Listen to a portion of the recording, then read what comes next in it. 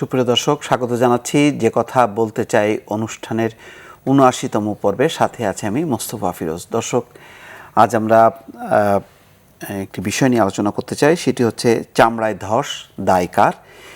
এই বিষয় নিয়ে আমরা কথা বলতে চাই। আপনারা সাম্প্রতিক সময় দেখেছেন যে কাঁচা চামড়া, বিশেষ করে কোরবানির কাঁচা চামড়ার ব্যাপক দরপতনের মধ্য দিয়ে একটি সংকট তৈরি হয়েছে এবং এটিকে নিয়ে এক ধরনের আলোচনা হয়েছে, যদিও বলা হচ্ছে যে সমঝোতা হয়েছে, কিন্তু অনেকে বলছে যে তারপরেও অনেক ক্ষতি ইতিমধ্যে হয়ে গেছে এবং ভবিষ্যতে এই শিল্পকে রক্ষা করতে গেলে যদি সমন্বিতভাবে যদি উদ্যোগ, বিশেষ করে সরকারি উদ্যোগের কথা বলা হচ্ছে, যদি এটি না নেওয়া হয় তাহলে এই শিল্পটা আমাদের হাতছাড়া হবে। আন্তর্জাতিক যে শিল্প হিসেবে আমরা একটি দাঁড় করিয়েছিলাম চামড়াকে। আজ এই বিষয়ে আলোচনার জন্য তিনজন অতিথি উপস্থিত আছেন। আমার পাশেই আছেন মোহাম্মদ শাকাতুল্লাহ, সাধারণ সম্পাদক, বাংলাদেশ ট্যানার্স অ্যাসোসিয়েশন। তার পাশে আছেন Shawkat Hossain Masum, special news editor, Prothom Alo. তার পাশে আছেন হাজী মোহাম্মদ দেলোয়ার হোসেন, সভাপতি, Bangladesh hide and skin merchants association. স্বাগত জানাচ্ছি আপনাদেরকে। দর্শক, আপনারাও আমন্ত্রিত এবং ছোট করে প্রশ্ন বা মতামত যদি আপনারা দেন সংশ্লিষ্ট বিষয়, তাহলে আমাদের এই আলোচনা এগিয়ে নিতে সহযোগিতা করবে। আমরা আলোচনার শুরুতেই একটি প্রতিবেদন দেখে আসবো এবং সেটি নিয়ে এবং তার সংশ্লিষ্ট বিষয় নিয়ে আমরা আলোচনা করব। নিন্দুকেরা বলে, ঢাকার হাজারীবাগের জমির দাম ও চাহিদা আবাসন খাতের উদ্যোক্তাদের কাছে এত লোভনীয় না হলে এত তাড়াহুড়া করে চামড়া শিল্পকে সাভারের অপ্রস্তুত শিল্পনগরীতে স্থানান্তরিত করা হতো না, যার পরিণতিতে আগের জমির জন্য কোনো ক্ষতিপূরণ না পাওয়া ট্যানারি মালিকেরা নতুন জমি লিখিতভাবে না পাওয়ায় ব্যাংক ঋণও পেলেন না। ফলে তাদের বেশ কিছু নগদ অর্থ আটকে গেল নতুন বিনিয়োগ হিসেবে। হাতে টাকা না থাকায় গত 2 বছরে তারা চামড়ার আড়তদার বা পাইকারি ব্যবসায়ীদের টাকা আটকে রেখেছেন। ফলে ব্যাপারী, খুচরা ব্যবসায়ী ও কোরবানি ঈদের মৌসুমি ব্যবসায়ীদের গত 2 বছর ঠিকমতো দাম দিচ্ছেন না আড়তদাররা।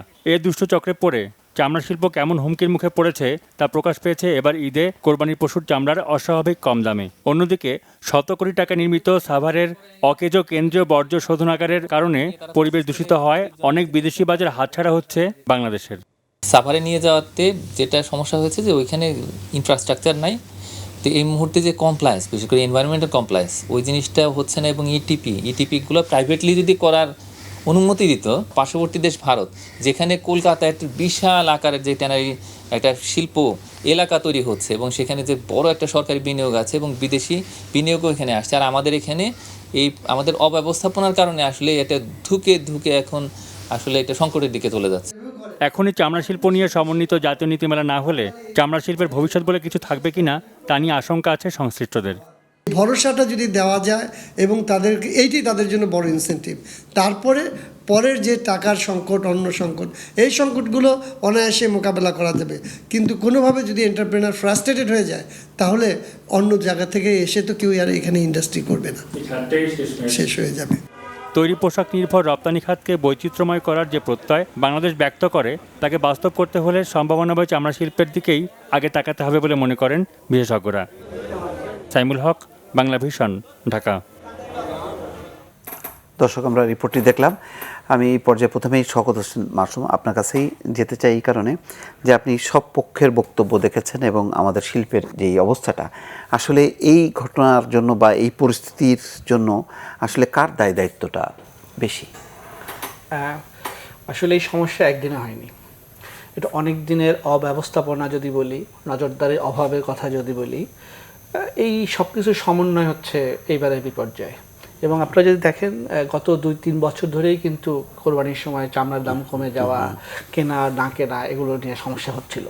এবার সেটি মানে একটা সময়ে যেহেতু এটা চলছে এবং কোনো আমরা ব্যবস্থা নেইনি, একটা সময় এটার একটা প্রতিক্রিয়া দেখা দেবে, এটি স্বাভাবিক। এবার সেটাই হয়েছে। সুতরাং এবার যেটা হলো সেটা নিয়ে আমি খুব অবাক হয়েছি এটা বলা যাবে না। আমি মনে করি এটা অনিবার্য ছিল। এবার না হলে তো আগামীবার আরও খারাপভাবে। গত বছরের যে পরিস্থিতিটা ছিল, তখন যদি সব পক্ষ যদি সতর্ক থাকতো বা তখন থেকে যদি ব্যবস্থা নিত, তাহলে কি ঠেকানো যেত কিনা? অবশ্যই ঠেকানো যেত, কারণ ব্যবস্থা নিলে আলাপ আলোচনার মাধ্যমে তো অনেক সমস্যার সমাধান করা যায়।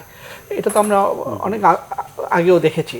কিন্তু চামড়া শিল্পের ক্ষেত্রে যেটা হয়েছে আমি যদি বলি যে আমরা একে তো আমরা খুবই সম্ভাবনাময় খাত বলি, আমরা একসময় পাট ছিল, তখনও দ্বিতীয় ছিল চামড়া, তারপর তৈরি পোশাক এসছে, এখনও দ্বিতীয় চামড়া, কিন্তু যদিও পার্থক্যটা অনেক, আমরা এই সুযোগটা নিতে পারতাম আর সেই সুযোগ সুবিধাটা আমাদের ছিল।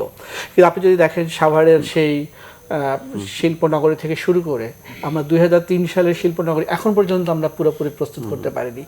এর দায় কে নিবে? এর দায় কি শুধু ব্যবসায়ীরা নিবে, নাকি এর দায় সরকারকেও নিতে হবে? বিসিককে এর জবাবদিহি অবশ্যই করতে হবে। আমাদের সমস্যা হয়ে গেছে যে আমরা কোথাও কোনো জবাবদিহির কোনো জায়গা নেই। বিসিক কেন এতদিন পারলো না, জমি কেন বুঝিয়ে দিতে পারলো না, এখনো আমরা সেই এটা বজ্র শোধনাগার সেটা পুরোপুরি কেন হলো না, এই জবাবটা কে দিবে? আমরা এখন বলছি যে গত 6 মাসে বিসিক অনেক কাজ করেছে, গত 6 মাসে করেছে, গত 6 বছরে কেন করতে পারলো না, সেটা একটা দায়। আবার ধরেন এই তাড়াহুড়া করে যখনই সমস্যা হলো তখনই সাথে সাথে একটা সিদ্ধান্ত দিয়ে মনে করি যে আমরা সমস্যার সমাধান করে ফেললাম, চামড়া রপ্তানির সিদ্ধান্ত দিলাম, মনে হলো যে সব সমস্যার সমাধান হয়ে গেল। বাট এভাবে তো আসলে সমস্যার সমাধান হয় না। একটা নীতিমালা করলে কি সমস্যার সমাধান হয়ে যাবে? তাও না। সুতরাং আমরা এখনই যেহেতু আমরা মানে সর্বশেষ সিগন্যালটা হয়ে গেছে চামড়া শিল্প নিয়ে, এখন আমরা এটাকে বাঁচিয়ে রাখবো নাকি আমরা এইভাবে মরতে দেবো, সেই সিদ্ধান্ত যদি সরকার বা সংশ্লিষ্টরা নিতে পারে, তারপরে এখন মানে এখনও সময় আছে। আমরা যদি পরস্পরকে দোষারোপের জায়গা থেকে সরে যাই, ব্যবসায়ীর এক পক্ষ আর এক পক্ষকে দায়ী করছেন, রাজনৈতিক দল এক রাজনৈতিক দল আর এক রাজনৈতিক দলকে হাস্যকরভাবে দায়ী করছেন, সব কিছু মিলেই এটা মানে আবার কেউ বলছেন এটা বিচ্ছিন্ন ঘটনা, মানে সবকিছু মিলেই মানে জিনিসটা একটা হাস্যকর পর্যায়ে নিয়ে গেছে। আর এত বড় একটা গুরুত্বপূর্ণ বিষয় আমাদের নীতি নির্ধারকেরা এবং তার সঙ্গে যারা আছেন তার বিষয়টাকে একদমই হাস্যকর একটা পর্যায়ে নিয়ে গেছেন। এখনো সময় আছে, আমি মনে করি যে এখনো যে সমাধানটা যে জায়গায় দেখেন ওটা কোনো সমাধান হয় নাই। হ্যাঁ, আপনি ভিতরে এক ধরনের কথা হয়েছে, তারপর ধমক দিয়ে আপনি এটা বন্ধ করেছেন, বন্ধ করে তারপর বলছেন না এত চামড়া নষ্ট হয়নি, এটা তো সমস্যার সমাধান না। তারপর কি হলো, আমরা একটা সমন্বিত নীতিমালা করব, এটা তো সমস্যার সমাধান না। আপনাকে সুনির্দিষ্ট করতে হবে, আপনি সাভারের শিল্পনগরী যদি আমি যে সমস্যাগুলো রয়ে গেছে সেটা কতদিনের মধ্যে করবে, এখন আপনি ডেডলাইন দেন যে এই সময় নিলাম, এই সময়ের মধ্যে আমি এটা করে ফেলবো, সেই ডেডলাইনটা দেন, সেটা আপনি দিচ্ছেন না। আপনি চামড়া রপ্তানি করলাম, এখন চামড়া রপ্তানি সিদ্ধান্ত নেওয়ার কারণে যে কাঁচা চামড়া রপ্তানি নিয়ে এতদিন ধরে কথা হচ্ছে, এক পক্ষের দাবি দেওয়া হোক আর এক পক্ষের দাবি দেওয়া হোক না, দেওয়া হওয়ার কারণে এক পক্ষ লাভবান হবে আর এক পক্ষ ক্ষতিগ্রস্ত হবে। এখন আমরা এক পক্ষকে লাভবান করে এক পক্ষকে ক্ষতিগ্রস্ত করে আমাদের কি লাভ হচ্ছে? কারণ সবাই তো দেশের মানুষ, দেশের ব্যবসায়ী। শুধু এটা তো সমস্যার সমাধান হলো না। এবং আরেকটা সমস্যার সমাধান কি, আমরা এবার সিদ্ধান্ত উপনীত হলাম এবার আসলে 5%-এর বেশি বা 10%-এর বেশি চামড়া নষ্ট হয়নি। এটা তো কোনো সমাধান হলো না। এটা হচ্ছে যে আপাতত আমরা মানে ধামা চাপা দেওয়া, ভিতরে যে আলোচনা হয়েছে আমরা প্রত্যেকেই জানি ভিতরে কি আলোচনা হয়েছে। হ্যাঁ, এবং যারা ওনারা ছিলেন, যারা ব্যবসায়ী ছিলেন তারা তো জানেনি, আমরা নিজেরাও আমাদের পেশাগত কারণেই জানতে হয়েছে যে কি যেভাবে ঢাকার বাইরের ব্যবসায়ীরা কথা বলা শুরু করেছিলেন, একজন শীর্ষ পর্যায়ের নীতি নির্ধারক ধমক দিয়ে বন্ধ করেছেন, এগুলো তো সবই তো আমরা জানি। সুতরাং এটা কোনো সমস্যার সমাধান না। সমস্যার সমাধান হচ্ছে যে আমাকে সুনির্দিষ্ট পদক্ষেপের কথা আজকেই পারলে বলতে হবে, না পারলে কালকে। আপনি যদি আরও সময় নেন এই সমস্যার সমাধান হবে না, বরং আরও বেশি খারাপ হয়ে যাবে। জি, শাকাতুল্লাহ, আপনার কাছে জানতে চাই, আপনি তো বলবেনই যে এটার আসলে এই পরিস্থিতিটা কেন উপনীত হলো, কিন্তু আমি একটি বিসিকের চেয়ারম্যানেরও একটা বক্তব্য দেখলাম, সেখানে বলছে যে আসলে ওই যে সাভারে যেই শিল্পটা, সেখানে প্রতিটা ট্যানারি মালিকেরও কিছু কাজ করার বিষয় ছিল, তারা সেই কাজটি করেনি, সেটাও একটা এই যে পিছিয়ে যাওয়ার একটা অন্যতম কারণ। আপনি একটু যদি বলেন। ধন্যবাদ। আমি একটু পিছন থেকে বলবো যে এখানে সিইটিপি বা 2003 সালের একটা কথা বলা হয়েছে। আসলে ট্যানারি শিফটিংটা আমাদের একটা স্বপ্ন ছিল। আমাদের স্বপ্ন ছিল একটা পরিবেশ বান্ধব চামড়া শিল্পনগরী আমরা পাবো, সেখানে আমরা চামড়া উৎপাদন করব, নতুন নতুন মার্কেট সৃষ্টি করব। তারই আলোকে আমরা 2003 সালে আমরা সরকারের সাথে আমাদের একটা এমইএ হয়। এর ধারাবাহিকতায় মানে অনেকটা সময় পারে উতরে 2013 সালে যাই আমাদের সিইটিপি টেন্ডার হয়। 2017 সালে যাই আমরা হাজারীবাগে আমাদের ট্যানারিগুলা বন্ধ করে দেওয়া হয়। একদিনে 222টা ট্যানারি বন্ধ করে দেওয়া হয়েছিল। আপনারা জানেন, যদি আমাদের যদি আমরা দ্বিমত পোষণ করতাম বা আমাদের যাওয়ার ইচ্ছা যদি না থাকতো, তাহলে হয়তো বা আমরা ওদিন একদিনে 222টা ট্যানারি বন্ধ করা সম্ভব হইতো না। আমরা একটা ট্যানারি মালিক ওইখানে যাই দাঁড়ায় প্রতিবাদ করি না, একটা ট্যানারি শ্রমিক একটা ডিল পর্যন্ত ছোড়েন। কিন্তু ওইখানে শিফটিং প্রক্রিয়া কিছু ভুল ছিল আমি যেটা মনে করি। সেটা হচ্ছে আমরা 2017 জানুয়ারি মাসে 1 তারিখে কিন্তু আমাদের সবচেয়ে যেটা পলিউশন হয় হোয়াইট ব্লু সাইডটা আমরা কিন্তু হাজারীবাগে বন্ধ করে দিয়েছিলাম। আমাদের সাথে এই সব কিছু ঠিকঠাক ছিল, বলা হয়েছিল যে ঠিক আছে তোমরা 10টা ট্যানারি চামড়া শিল্পনগরী সাভারে প্রস্তুত করো, হাজারীবাগে 10টা বন্ধ হয়ে যাবে, তারপরে 20টা প্রস্তুত করো, 20টা বন্ধ হয়ে যাবে। এক পর্যায়ে জুন জুলাই 2017 সব কিছু বন্ধ হয়ে যাবে। হঠাৎ করে হাইকোর্টে বিসিকে কিছু লোকজন ভুল তথ্যের ভিত্তিতে বলে যে আমাদের CETP ready, dumping ready, tannery মালিকরা যাচ্ছে না। এই কথার পরিপ্রেক্ষিতে একদিনে সব কিছু বন্ধ করে দেওয়া হলো। বন্ধ করে দেওয়ার ফলে কি হলো, চামড়া শিল্পনগরে সাভারে উৎপাদনে যাওয়ার মতো একটা ট্যানারি প্রস্তুত ছিল না, সিইটিপি প্রস্তুত ছিল না, ডাম্পিং প্রস্তুত ছিল না। আমাদের যে পুরানা যে বায়ারগুলো 15-20 বছর যাবত আমাদের সাথে যাদের দীর্ঘদিনের ব্যবসা ছিল, ওরা আস্তে আস্তে আস্তে আস্তে এখান থেকে চলে গেল। ওদের তো ফ্যাক্টরি বা ওদের শোরুম বা ওদের তো ওইগুলো বন্ধ রাখা সম্ভব না। আমি হয়তো বা শিফটিংয়ের কারণে আমি একটু ত্যাগ স্বীকার করলাম বা যাই হইলো, আমার ফ্যাক্টরি বন্ধ হয়ে গেল। এক পর্যায়ে পেশায় আসতে শুরু করলো যে তুমি ওইখানে ফ্যাক্টরি তৈরি করো, না হলে তোমার প্লট ক্যান্সেল হয়ে যাবে। আরেকদিকে আমার ব্যবসা বন্ধ, ব্যবসা আমার করতে হবে। আমি কি করলাম, আমার ব্যাংকের কিছু টাকা ছিল, আমার নিজের অর্থ ছিল, আমার ব্যাপারীর টাকাও ছিল, এখানে সব কিছু মিলে আমি ফ্যাক্টরি তৈরি করে ফেললাম। ফ্যাক্টরি তৈরি করে আমি এখন আর নতুন মার্কেটে যেতে পারছি না, আমার পুরানা বায়াররা আসতেছে না, আমি অনেকটা চায়নাদের উপর নির্ভর হয়ে গেলাম। এদিকে দিয়ে ব্যাংকের থেকে প্রেশার আসতেছে, ব্যাংকের ইন্টারেস্ট দিতে দিতে দিতে দিতে এক পর্যায়ে অনেকে দিতে পারতেছে, অনেকে দেওয়া বন্ধ হয়ে গেছে, কেউ ঋণ খেলাপি হয়ে গেছে, কেউ রেগুলার আছে। আরেকটা বিপদ হয়ে গেছে আমাদের গত বছর এই কোরবানির আগের কোরবানি আমরা আসলে সরকারের নির্ধারিত বেঁধে দেওয়া দামে আমরা সবসময় চামড়া সংগ্রহ করি। সরকার কিন্তু ওই দামটা আমাদের সাথে আলোচনা করে আন্তর্জাতিক বাজারের সাথে মিল রেখে, আমি একটা যে প্রশ্নটা করলাম আপনার কাছেও সেটা থাকবে যদি আপনি এটা যুক্ত করেন, সেটা হলো যে গত বছর থেকেই তো আমরা দেখলাম যে পড়ে যাচ্ছে এবং একটা সংকটের দিকে যাচ্ছে। তো গত বছর থেকে আপনারা সেই ব্যাপারে সতর্ক হলেন না কেন? হ্যাঁ, গত বছর থেকে আমরা এই যে সমস্যাগুলোর কারণে আমি মানে আমার আপনার প্রশ্নগুলো আমার কথায় চলে আসবে, আমি সেখানে যাচ্ছি। সেটা হচ্ছে এটা সরকার জানে, সবাই জানে, কিন্তু ব্যাংকগুলা আমাদের যে কোনো একটা ট্যানারি হয়তোবা ওর অতিরিক্ত লোন দেওয়ার ফলে এই সমস্যাটা সবচেয়ে বেশি দেখা দিয়েছে। যেহেতু আমাদের চামড়া সেক্টরে সব কিছু মিলে প্রায় 7,000 কোটি টাকা হইতে পারে, একটা ট্যানারি কিন্তু অর্ধেক টাকা, আর বাকি টাকাগুলো আমাদের ট্যানারি স্টেটে আছে 154টা, আর ঢাকার বাইরে 3টা ট্যানারি। তো সব কিছু মিলে বলতে পারেন যে আমরা আমাদের কাছে এই টাকাটা সম্পূর্ণ কিন্তু আমাদের ট্যানারি স্টেটে ইনভেস্ট হয়ে গেছে। আমাদের প্রায় চামড়া শিল্পনগরী সাভারে 7,000 কোটি টাকা আমাদের ইনভেস্ট। গত বছরে আমরা ব্যাংকে বলেছিলাম যে আমরা ওইখানে লিস্ট ডিড পাই নাই, আমাদের জমির মূল্য নির্ধারণ হয় নাই, তুমি এক কাজ করো, কিভাবে দিবে, যদি থার্ড পার্টি গ্যারান্টি হিসাবে নাও তা নাও, বা আমাদের তো প্রজেক্ট ওকে হয়ে গেছে, প্রজেক্ট লোন হিসাবে আমাদেরকে একটা লোন দেওয়া হোক। কিন্তু ব্যাংক ওই যে বিভিন্ন কারণে হয়তো বা আমাদেরকে ওইভাবে সাপোর্ট করে না। সেখানে যে কিছু কাজ কি আপনারা করলেন না, যেটা বিসিকের পক্ষ থেকে বলা হচ্ছে? ওইটা হ্যাঁ, ওইখানে আমি যেটা আসছি, আপনি যে একটা কথা বলেছিলেন যে গত 6 মাসে অনেক কিছু হয়েছে, আসলে এটা সত্য। এই যে হয়েছে, আমাদের 4টা সিইটিপির 4টা মডিউল কখনো চলে নাই। আমাদের ডাম্পিংয়ের যে 3টা ডাম্পিং নির্মাণ করা হবে এটা চূড়ান্ত হয়ে গেছে। আমাদের ট্যানারি মালিকদের একটা হাইকোর্টের নির্দেশনা আছে, আমাদের ইন্টারনাল ট্রিটমেন্ট যেটা করতে হয়, যেমন আপনার 4টা বার স্কিন আছে, আপনার ইফুয়েল ট্রিটমেন্ট, সেপারেট ইফুয়েল ট্রিটমেন্ট ক্রোমের লাইন আলাদা থাকতে হবে, এবং সেডিমেন্টেশন ট্যাঙ্ক লাগবে, আর আপনার যে ম্যানুয়াল ডিসল্টিং মেশিন বা ম্যানুয়ালি যেটা আমাদের যতটুকু সম্ভব ওইটা করা।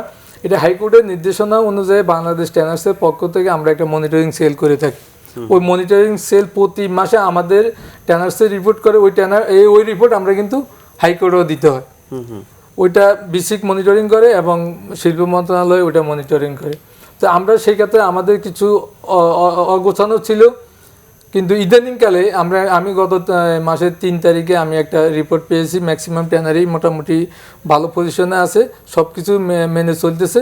সেডিমেন্টেশন ট্যাঙ্কটা আমাদের একটু সমস্যা, এটা আমাদের লেআউটে ছিল না।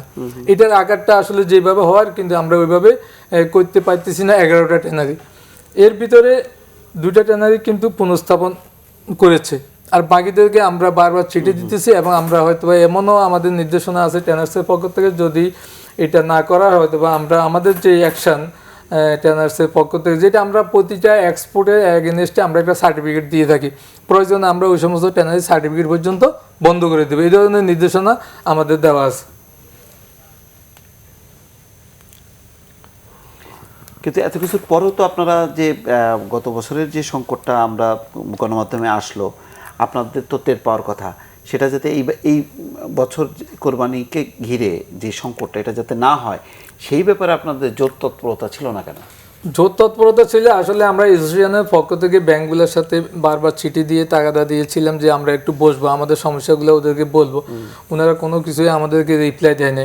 তারপরেও একটা ব্যাংকের যে সিস্টেমে, ব্যাংকে কোরবানের যে ছুটির আগে যে বুধবার ছিল, ওই বুধবারে একটা বোর্ড মিটিং ছিল লাস্ট। আমাদের ধারণা ছিল ওই বুধবারে একটা ভালো একটা সিদ্ধান্ত আসবে, যে এই সিদ্ধান্ত এত খারাপ আসছে যেটা আর বলার মতো না, মানে জিরো বললেই চলে এরকম অবস্থা, মানে কোনো টাকাই পাই নাই, যার কারণে এটা একটা সবচেয়ে বড় সমস্যা হয়ে দাঁড়িয়েছে। যেটা আমরা, কিন্তু ব্যাংকের তো ঘোষণা ছিল যে তারা টাকা দিবে। হ্যাঁ, ব্যাংকের ঘোষণা ছিল, ব্যাংক প্রতি বছরের ঘোষণা দিয়ে থাকে, ওরা বলে যে 610 কোটি টাকা দিয়েছি, কিন্তু আমাদের যে ওই 2017 সালে যে টাকাটা আমরা পরিশোধ করতে পারি না, ওই টাকাটা আর শিডিউল করে ওরা ওইটাই অ্যাডজাস্ট দেখায়, ওইখানে কাগজে কলমে থাকে, ওইটা আমাদের ট্যানারি মালিকের কাছে আসে না, আর ট্যানারি মালিকের কাছে আসলে ব্যবসায়ীদের কাছে এটা অটোমেটিকলি চলে যেত। আচ্ছা, আমি একটু ওই প্রান্তে যাই। এই যে হঠাৎ করে যে আপনারা চামড়া বিক্রি করবো না বলে যে সিদ্ধান্ত নিলেন, এটাও কি একটা সংকট তৈরি হলো কিনা?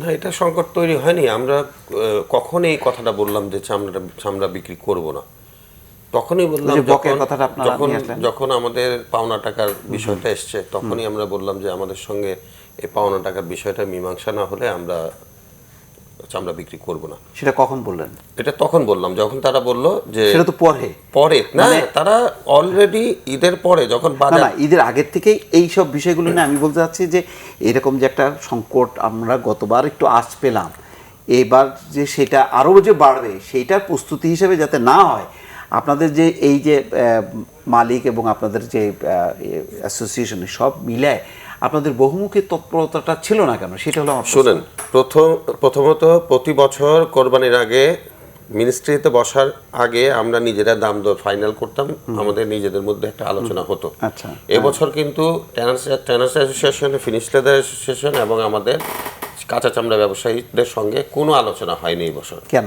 কেন হলো না এটা তারা জানে, তারাই মিটিংটা কল করে। আমি বলি আসলে বাণিজ্য মন্ত্রণালয় যে, তাহলে আপনারা কি জানতেনই যে এরকম একটা অনিবার্য সংকট শেষ মুহূর্তে আমাদেরকে বলা হচ্ছে যে আমরা বৃহস্পতিবারে শেষ ব্যাংকিং এর দিন পেমেন্টটা করব।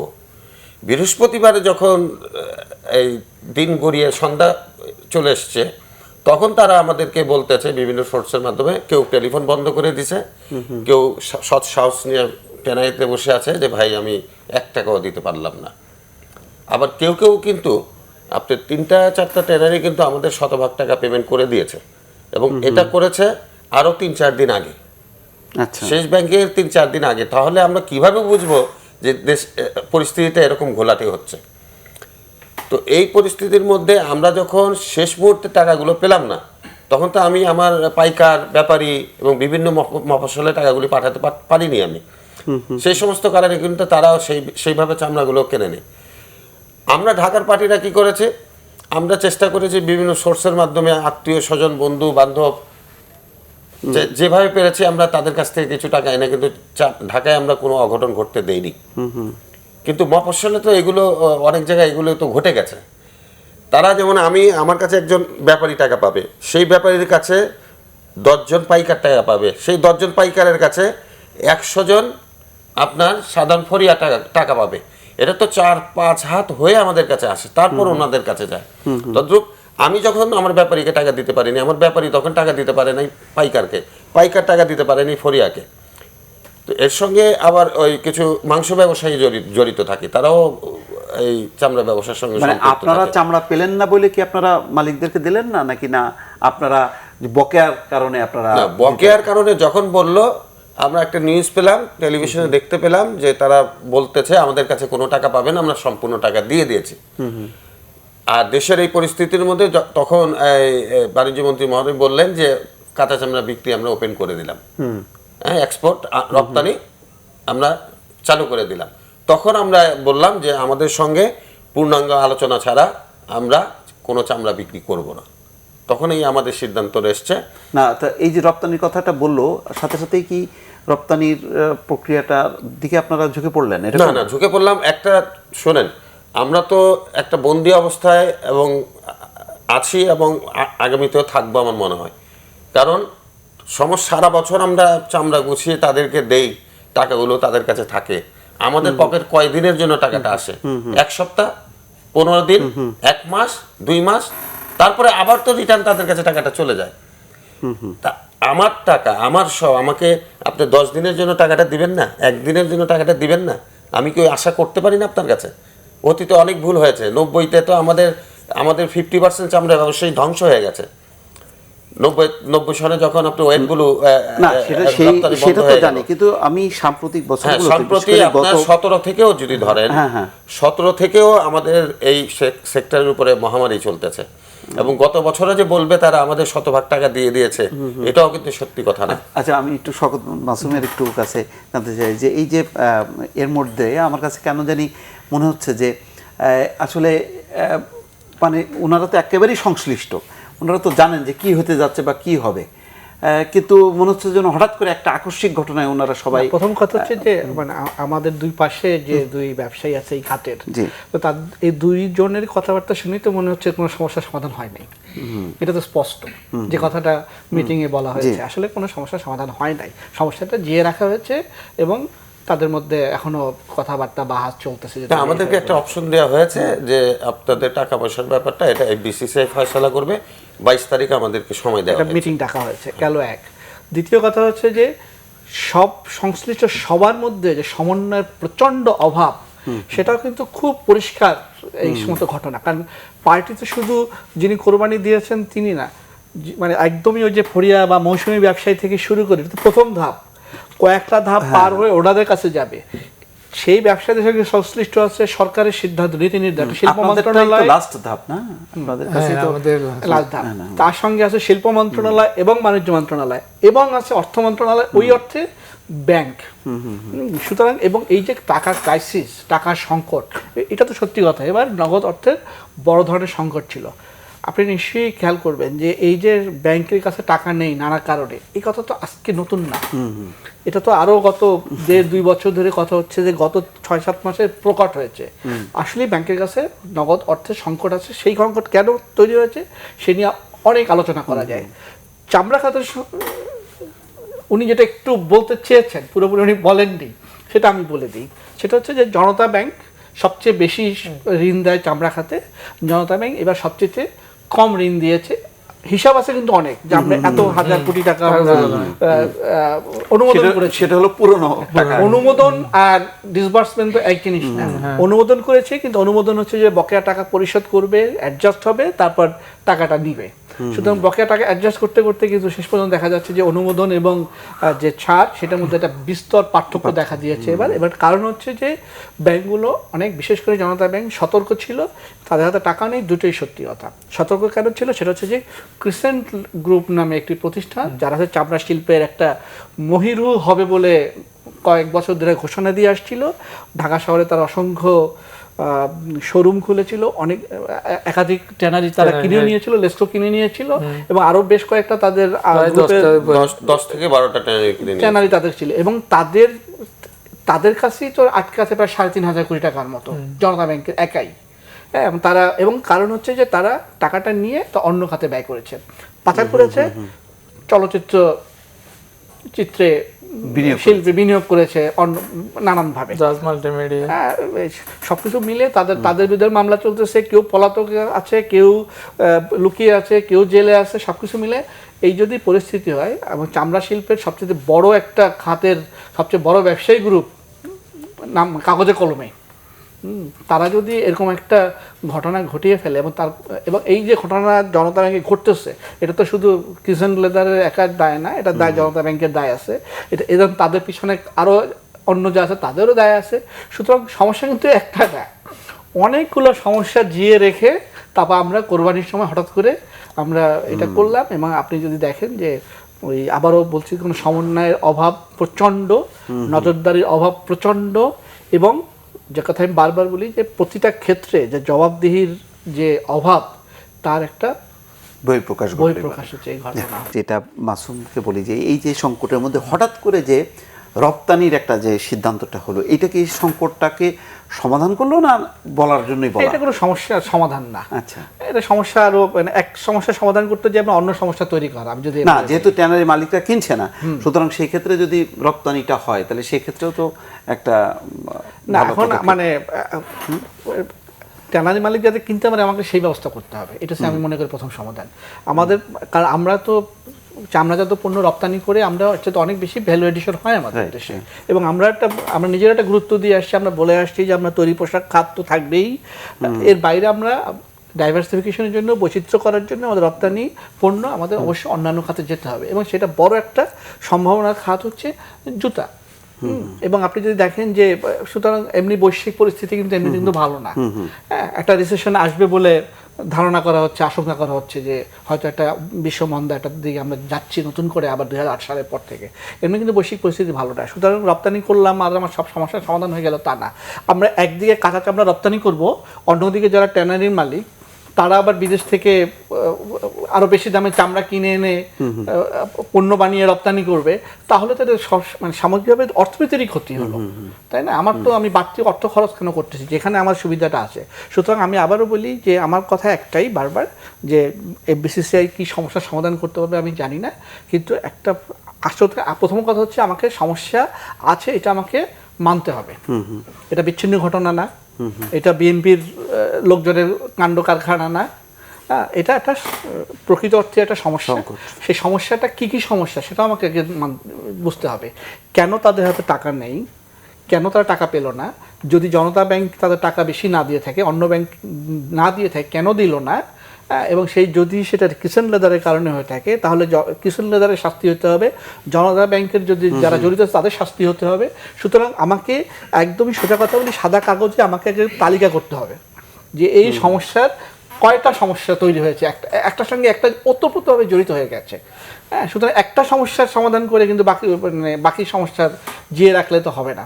হ্যাঁ, সুতরাং আমাকে একটা তালিকা করতে হবে, তালিকা করে সেই ব্যাংকের সেক্টরের সমস্যার সমাধান করতে হবে, সাধারণত একটা বড় ধরনের যে এই সংকট নিরসনের জন্য একটা যে টাস্ক ফোর্স গঠন করা, সেরকম তো কোনো উদ্যোগ হতো না। সেটাই শিল্পমন্ত্রী এভাবে একটা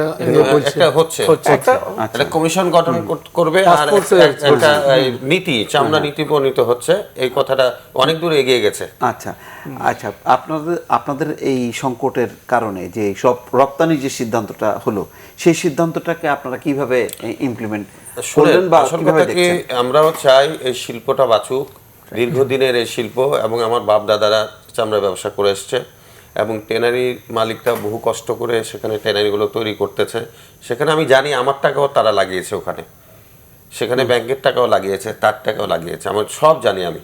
কিন্তু আমার কথাটা হলো যে আমার পেটে লাথি দিয়ে তো এটা হওয়ার কথা না, কাউকে না কাউকে তো একটা এগিয়ে এসে এই কাজগুলো করে দেওয়ার কথা।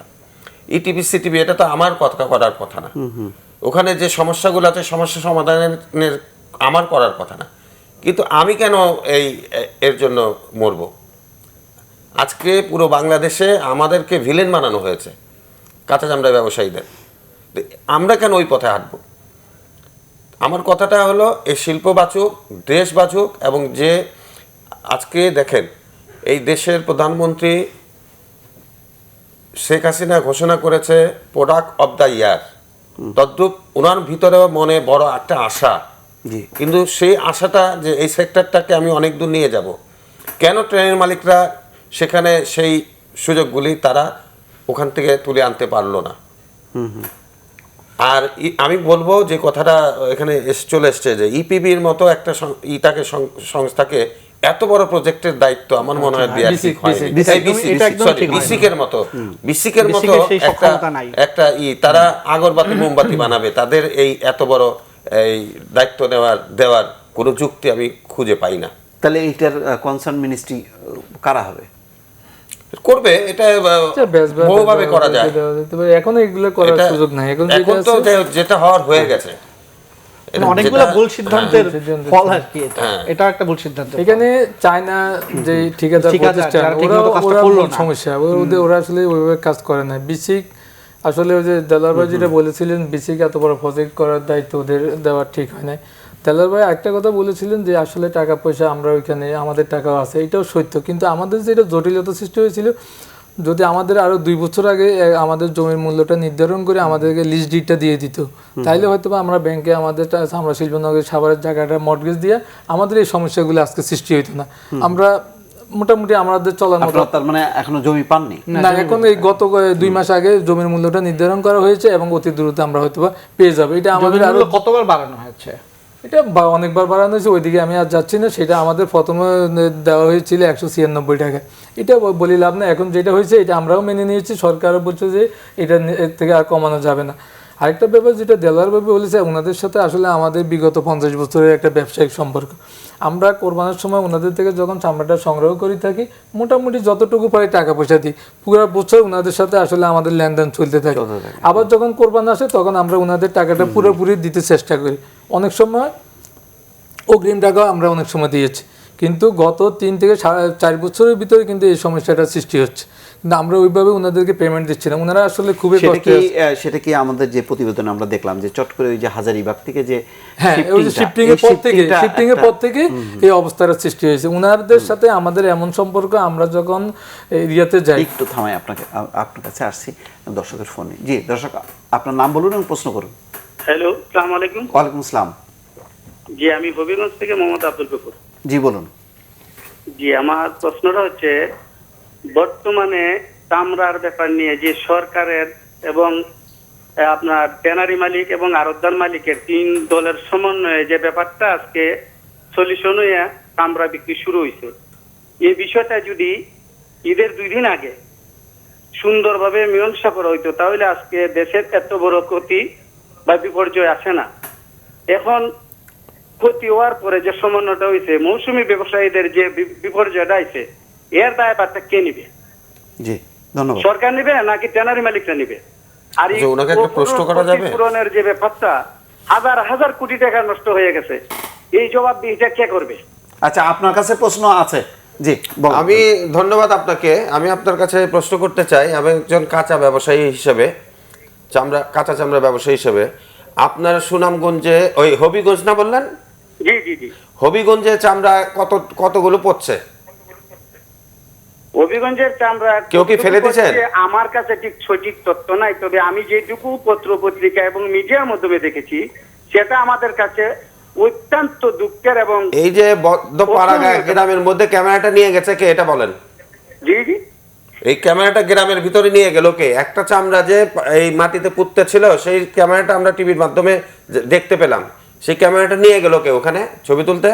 এখানে আমি যে মিডিয়াগুলি দেখেছি, আর টিভিতে দেখেছি এবং আরো বিভিন্ন সময় এবং আরো 2-1টা চ্যানেল আমরা দেখেছি বিষয়টা। আচ্ছা ঠিক আছে, ধন্যবাদ। আমি একটু এই বিষয়ে কথা বলতে চাই। আমরা দেখেন, আমরা যারা প্রকৃত চামড়া ব্যবসায়ী, এদের কাছে কিন্তু কেউ হয়নি, কাউকে আমরা ঠকায় চামড়া কিনিনি। কারণ আমরা অনেকগুলো মসজিদের, মাদ্রাসার সঙ্গে সম্পৃক্ত, মসজিদের সঙ্গে সম্পৃক্ত। আমাদের প্রস্তাবে মিনিমাম 500-র উপরে মাদ্রাসার চামড়া আসে, আঞ্জুমানের চামড়া আসে। হ্যাঁ, এগুলো চামড়া কিন্তু আমরা নিজেরা কিনে রাখি। কারণটা হলো যেন কোনোভাবেই ধর্মীয় অনুভূতি আমাদের ভিতরে কাজ করে, এগুলোকে আমরা সিন্নি হিসেবে নেই যে আমাদের এগুলো বরকত। সেখানে কিন্তু আমরা কাউকে ঠকাই নেই। আচ্ছা, আজকে সেখানে এই যে জায়গায় জায়গায় কিছু অঘটন ঘটায় দিয়ে দেশের চামড়ার যে ধসটা নামায় দিল, এটা তো অনেকে আমাদের চামড়া ব্যবসায়ীরা ভয় পেয়ে গেছে যে হচ্ছেটা কি। না তাহলে আমি একটু বলি, এটা পরিপ্রেক্ষিতে আমি একটু বলি। সেটা হচ্ছে আসলে চামড়ার দামটা নির্ধারণের কোনো প্রয়োজন হয় না, শুধু সিজনাল ব্যবসায়ীদের উদ্দেশ্যে এই দামটা দেওয়া। ওনাদের সাথে সারা বছর আমরা চামড়া সংগ্রহ করি, কখন তো আমরা বলি না তুমি এই দামে কিনবে, এই দামে। ওনারাই জানে কত কিনতে হবে, কত বিক্রি করতে হবে। ওরা কিন্তু এটা টোটালি ওরা মানতে চায় না।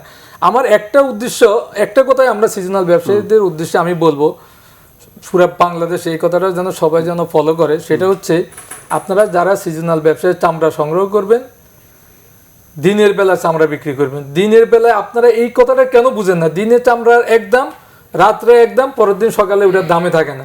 এই সোজা অঙ্কটা আপনারা কিভাবে বুঝেন না? লাভ হইতে পারে, লোকসান হইতে পারে। আপনি একটা 5টা চামড়া কিনলেন, হয়তো আপনার 1000 টাকা লাভ হবে, 1000 টাকা লস হবে, কিন্তু এটার জন্য আপনি চামড়াটা পচাই ফেলবেন, এটার দায়িত্ব আপনাকে কে দিচ্ছে? এই কাজটুকু আপনারা দয়া করে করবেন না। আপনারা যতটুকু চামড়া সংগ্রহ করতে পারেন চেষ্টা করবেন দিনের বেলায় বেচাকে বিক্রি করে, না পাইলে 1 বস্তা লবণ কিনে ওটাতে লবণ দিয়ে দিবেন, তারপরে চামড়াটা এইভাবে নষ্ট করবেন না। জি মাসুম, আরেকটা ফোন আছে। জি দর্শক, আপনার নাম বলুন এবং প্রশ্ন করুন। হ্যালো, আসসালামু আলাইকুম। আমি নীলফামারী জেলার সৈয়দপুর থেকে বলছিলাম। জি। নাম বলবো না। আচ্ছা বলেন না। বাংলাদেশ আড়তদার এবং টেনারি অ্যাসোসিয়েশন এরা একে অপরের দোষে দায়টা পাচ্ছে যে বাংলাদেশ চামড়া শিল্প ধ্বংসের জন্য এ দায়ী ও দায়ী। অথচ দেখুন, প্রতি বছর বিভিন্ন অঞ্চল থেকে সরবরাহকৃত চামড়া আড়তদাররা বিক্রি করে, কিন্তু ঠিক মতো টাকা দিতে পারে না টেনারি অ্যাসোসিয়েশনের জন্য। আসলে এইটা ভিন্নতা সৃষ্টি হয়েছে কেমন করে? যে সমস্ত ব্যবসায়ী মাঠ পর্যায়ে মাংস ব্যবসায়ীর কাছ থেকে চামড়া নিয়ে যেত, তাদেরকে টাকা দেওয়া হয়নি, এই কোথায়রা বিভিন্ন অঞ্চল থেকে গরু জবাই করে যে চামড়া নিয়ে আসতো, এবছর আনেনি। এটার সুযোগ নিয়ে আজকে চামড়া দর পতন। কিন্তু এই জিনিসটা কোনো টেলিভিশন চ্যানেলের মাধ্যমে আড়তদার এবং টেনারি অ্যাসোসিয়েশন এটা বলতে পারেনি, কারণ ওরা প্রাপ্য টাকাটা ওদের দেয়নি। তাই আমার অনুরোধ যে বাংলাদেশের চামড়া বিকাশের জন্য ভবিষ্যতে যদি এরকম পদক্ষেপ যদি না হয়, কি কি পদক্ষেপ নেওয়া উচিত, দয়া করে দেলোয়ার ভাই এবং সাখাওয়াতুল্লাহ ভাই দুজনে আর টেলিভিশনে আছেন, আমাদের জানাবেন কি? ধন্যবাদ। আচ্ছা, আপনার বলবেন নাকি আমি একটু মাঝখানে একটু আপনার জেনে রাখেন? মাসুমের কাছে একটু জানতে চাই যে তাহলে ভাই যেটা বললেন যে চামড়া কি তাহলে কি নষ্ট হয়নি? চামড়া তো আমরা যেটা দেখছি যে মিডিয়াতে ছবি, এবং এটা তো সত্য যে চামড়া ফেলে দিয়েছে অনেকেই। না, অনেক ধরেন এখন মৌসুমী ব্যবসায়ী যারা আছেন তাদের মধ্যে ভালো মন্দ, তারা নতুন আছে, নানান ধরনের আছে। এটা নিয়ে আমাদের কোনো আমরা জানি খুব ভালো করে। এর মধ্যে স্থানীয় প্রভাবশালীরা আছেন, স্থানীয় মাস্তানরা আছেন, স্থানীয় রাজনৈতিক দলের সক্রিয় কর্মীরা আছেন, নানান ধরনের মানুষ আছেন। হ্যাঁ, এবং সবাই চামড়া এই প্রক্রিয়া করার যে কথাটা উনি বললেন, অবশ্যই প্রক্রিয়া করার একটা আছে, ব্যবস্থা আছে। সেটা যদি না করে চামড়া তো এমনিতেই নষ্ট হবে, সেটা তো একটা বিষয়। কিন্তু এবারে যেটা হলো, আমরা তো প্রতি বছর এই মৌসুমী ব্যবসায়ী তো এবারই বাংলাদেশে প্রথম আসলো না, প্রতি বছরই তো থাকে। কিন্তু এবারই কেন হলো, আর বা গত 2-3 বছর অল্প অল্প দেখা যাচ্ছিল, এবার চূড়ান্ত রূপটা কেন হলো, সেই জায়গাতে আমাদের যেতে হবে। হ্যাঁ, সুতরাং তাদের আমরা শিখাবো, ঠিকই আছে, যে কিভাবে তোমরা চামড়া প্রক্রিয়া এবছর শেখানো হয়েছিল, প্রতি বছরই শেখানো হয়। এবং আমার ধারণা তারা একটা বাণিজ্য মন্ত্রণালয়ের একটা সংস্থা আছে, ওটার মাধ্যমে পুরো বাংলাদেশে লিফলেটের মাধ্যমে অনেক কিছু বলা হয়েছে, কিন্তু মসজিদে বলা হয়েছে, কিন্তু তারপরেও এটা সংশোধন হয়। জি, সুতরাং আমার কথা হচ্ছে যে আমরা যাতে কাউকে এ ধরনের কিছু করতে সুযোগটা না দেই। আমরা যদি সুযোগটা করে দেই, তাহলে এই ধরনের ছোট সমস্যা যেমন হবে, বড় সমস্যাও হবে, এবং ছোট সমস্যা থেকে আস্তে আস্তে সমস্যাটা অনেক প্রকট আকার ধারণ করবে, যেবার এটা হয়েছে।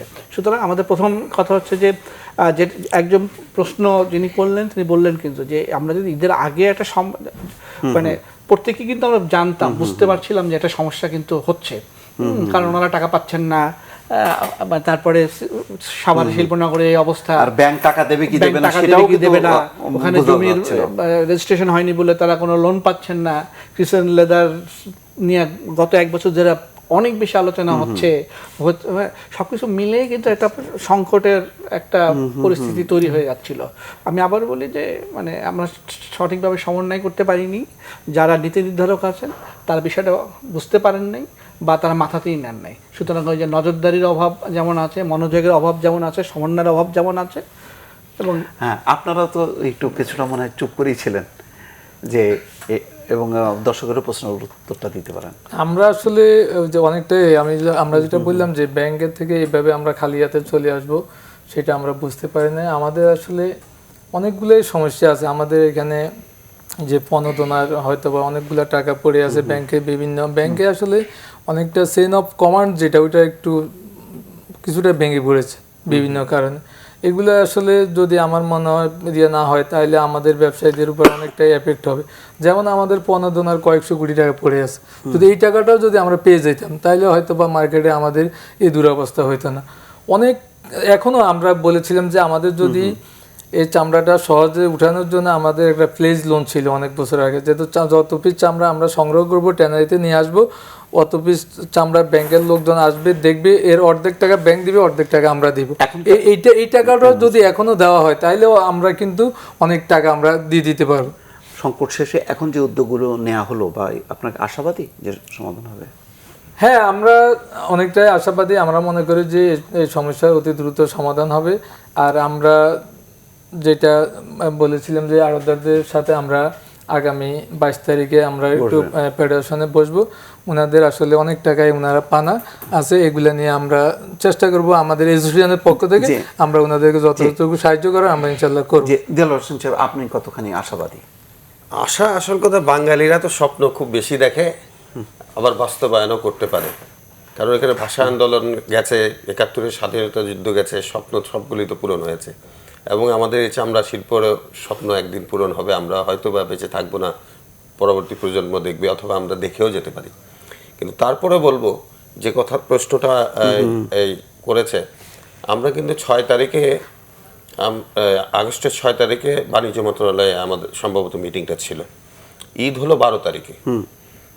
তো 6 তারিখে যখন বাণিজ্য মন্ত্রণালয়ে বসছি, সেই দিন কিন্তু এই টাকার বিষয়গুলো আলাপ হয়েছে। সেই দিনও যদি বলতো আমাদের এই জায়গাটায় সমস্যা আছে, তাহলেও কিন্তু আমি কিছুটা বাণিজ্য মন্ত্রণালয় মিটিংয়ে কি অর্থ মন্ত্রণালয় বা ব্যাংকের এরা কেউ ছিল না, কিন্তু আমাদের কথাটা ছিল, দাম নির্ধারণের ইয়েতে আমাদের কথাটা ছিল।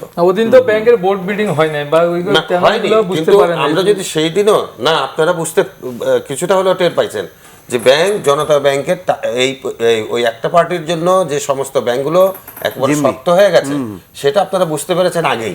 না, ওইখানে আপনার হয়তো সিসি লোন না পাইলেও পিসি একটা লোন নিয়ে আমি মনে করি এই মুহূর্তে ট্যানারি শিল্পটা যদি বাঁচে, আমি কাঁচা চামড়া রপ্তানির পক্ষে নই। কারণ এতগুলো ট্যানারি আমাদের দেশে হয়েছে, প্রচুর ইনভেস্ট হয়েছে, হাজার হাজার লক্ষ লক্ষ লোক এই প্রফেশনের সঙ্গে সম্পৃক্ত হয়ে গেছে, শ্রমিকরা সম্পৃক্ত হয়ে গেছে। তদ্রুপ এই ব্যবসাটা কিভাবে উঠে আসবে, কিভাবে বাঁচবে, কিভাবে আমরা বাঁচবো, আমাদের সঙ্গে যারা সম্পৃক্ত 4-5 স্তরের লোক তারা কিভাবে বাঁচবে, এটা যারা নীতি নির্ধারক তারা অতি শীঘ্রই যথাসম্ভব তাড়াতাড়ি এই সমস্যাগুলো সমাধান করে দিক। জি, ধন্যবাদ। তিনজনকে ধন্যবাদ জানাচ্ছি। দর্শক, আজ এ পর্যন্তই। আগামী সপ্তাহে নিশ্চয়ই আমরা এই অনুষ্ঠানে ভিন্ন বিষয় নিয়ে, ভিন্ন অতিথিদেরকে নিয়ে হাজির হব। সে পর্যন্ত ভালো থাকুন, সুস্থ থাকুন সবাই।